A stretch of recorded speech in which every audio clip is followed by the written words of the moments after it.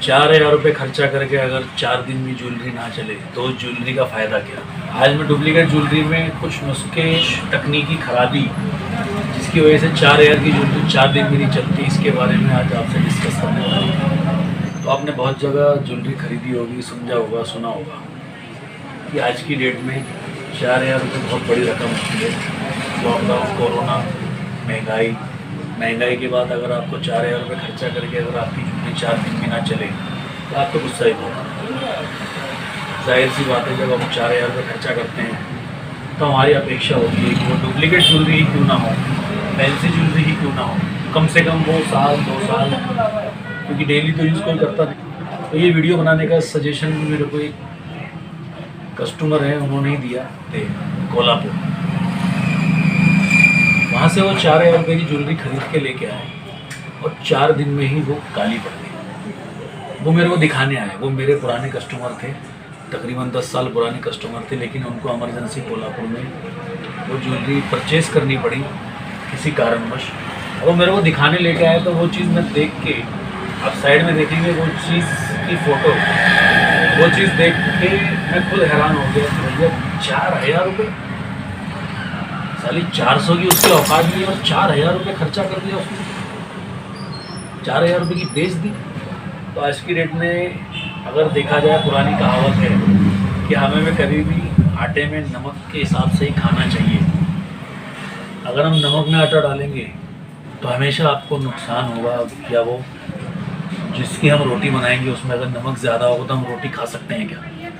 जी नहीं खा सकते। इसी तरह जो भी कमाने वाले लोग हैं उन्होंने ये सोचना चाहिए कि अगर हमें लाइफ टाइम चलना है तो एक लिमिटेशन होनी चाहिए, क्वालिटी बेचनी चाहिए। अगर आप हल्का माल बेचने वाले हैं तो हल्का माल पता के बेचें। जाहिर सी बात है 4,000 रुपये का माल को बिकता तो होता नहीं है। ये बहुत सारी चीज़ें होती हैं जो आदमी कर बैठता है।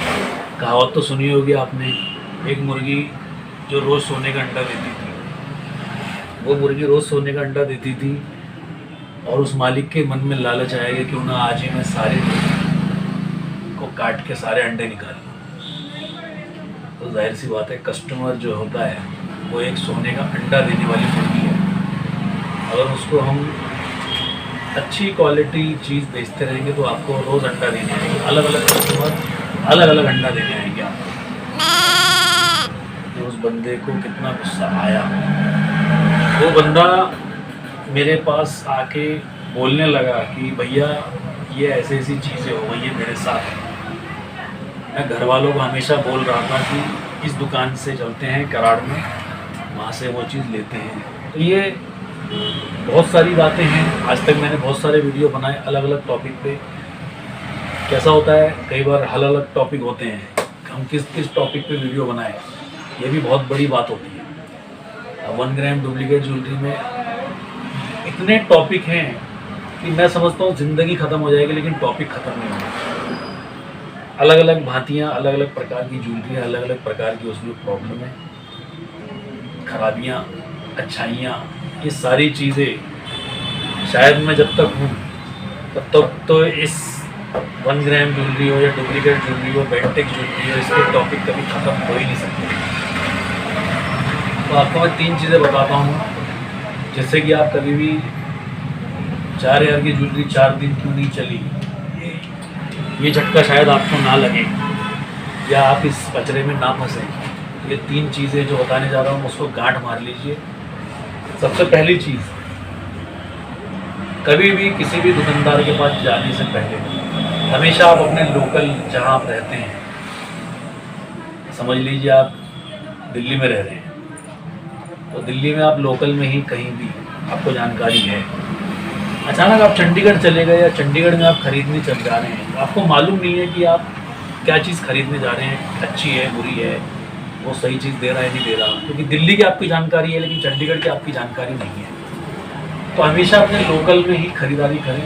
लोकल में हमको मालूम होता है कि ये बंदा कितने साल पुराना है, ईमानदारी से ज्वेलरी बेच रहा है, ज्वेलरी हो या कपड़ा हो, किसी भी चीज़ की। आप सीधी सी बात है, आप स्टैंड परिसर में आपने इतने होटल देखते हैं, क्या वो सभी बढ़िया होते हैं क्या? खाना काम चलाओ होते हैं, लेकिन प्रवासी लोग होते हैं, रोज़ नए नए प्रवासी, अलग अलग प्रकार के प्रवासी उनको चाहिए होते हैं, इसलिए क्वालिटी मैटर नहीं करती यहाँ पे ज़रूरत मैटर करती है।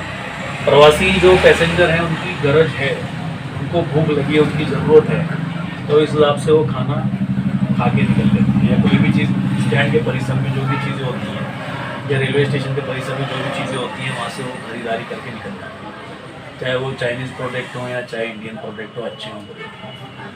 तो नंबर 1 कि आप हमेशा लोकल में अपनी खरीदारी करें किसी भी चीज़ की हो। नंबर 2, अगर आप लोकल में ख़रीदारी कर रहे हैं या कहीं अचानक कहीं बाहर चले गए और आपको वहाँ ख़रीदारी करनी पड़े, तो हमेशा आप उस चीज़ का ध्यान रखें कि नंबर 2 में ये बात है कि हमेशा ये ध्यान रखना चाहिए कि जिससे हम वो चीज़ खरीदने जा रहे हैं उसका बैकग्राउंड, उसकी क्वालिटी, उसका मार्केट में आज तो बहुत आसान हो गया है कि गूगल में आप जब सर्च करेंगे तो बहुत बढ़िया बढ़िया सेलेक्टेड कंपनियाँ, बहुत सेलेक्टेड शॉपें सेलेक्ट हो चुकी हैं गूगल में।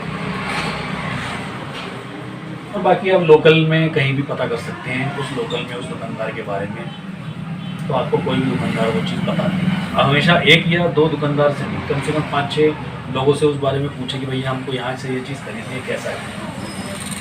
नंबर 3 आपको अगर कोई भी चीज़ खरीदनी है तो हमेशा अनुभवी लोगों के साथ ही उस चीज़ को परचेसिंग करें।